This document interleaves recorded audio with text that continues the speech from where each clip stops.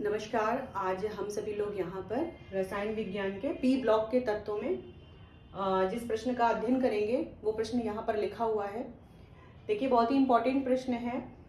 Haber विधि द्वारा ammonia के औद्योगिक निर्माण की नामांकित चित्र सहित वर्णन कीजिए। ये प्रश्न आप लोग नोट कर लीजिए।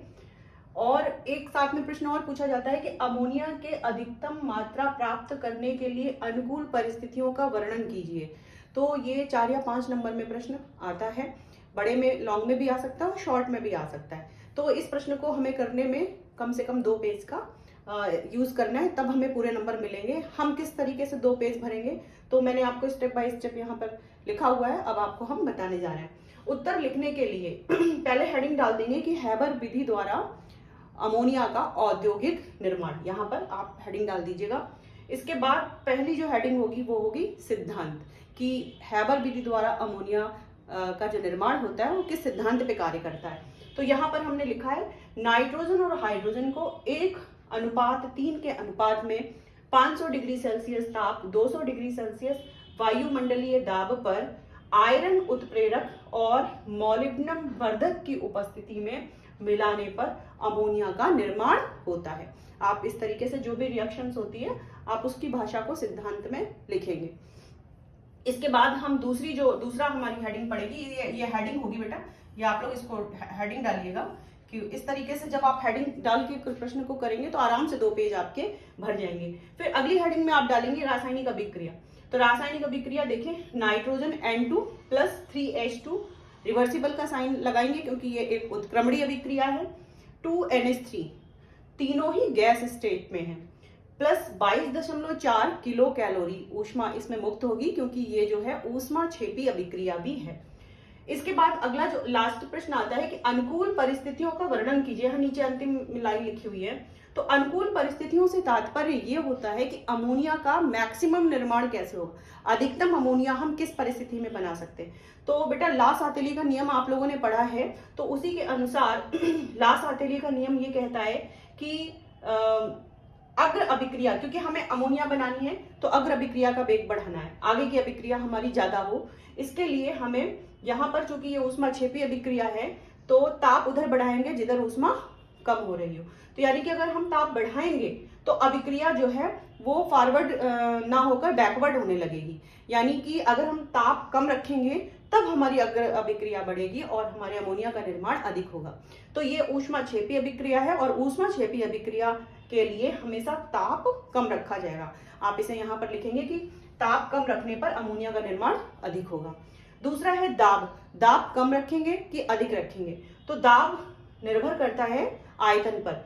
जिधर आयतन में कमी हो रही हो दाब बढ़ाने पर उधर प्रभाव बढ़ेगा, क्योंकि दाब P और V में रिवर्सिबल का संबंध होता है, मतलब उल्टा होता है।